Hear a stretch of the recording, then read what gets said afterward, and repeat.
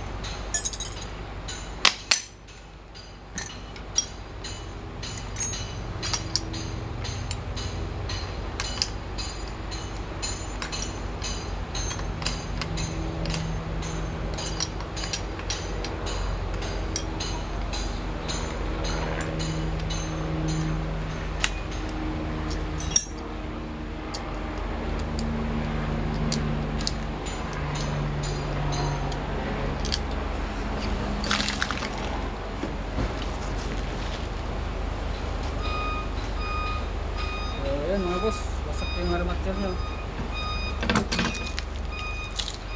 Sumama sa andar mga boss, kaya sira yung pinaka-commutator ng armature. So, alitin mga boss yung armature. Kaya putol din yung ano, sa third coil. So, yung brush solder naman mga boss, okay naman. So, dito palit carbon tayo. Okay pa naman yung coil niya mga boss. Medyo nalaglagan lang ng mga ano ang galing dito sa armature. So sunod natin baklasin mga boss, solenoid. Tingnan natin kung buo pa.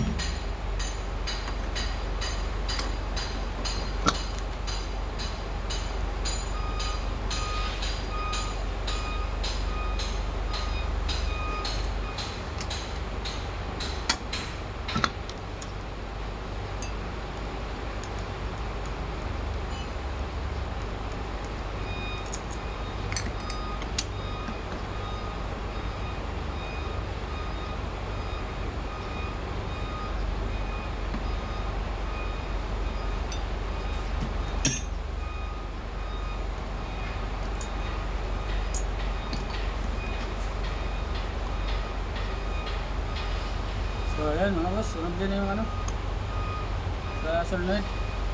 Mabaho rin, no?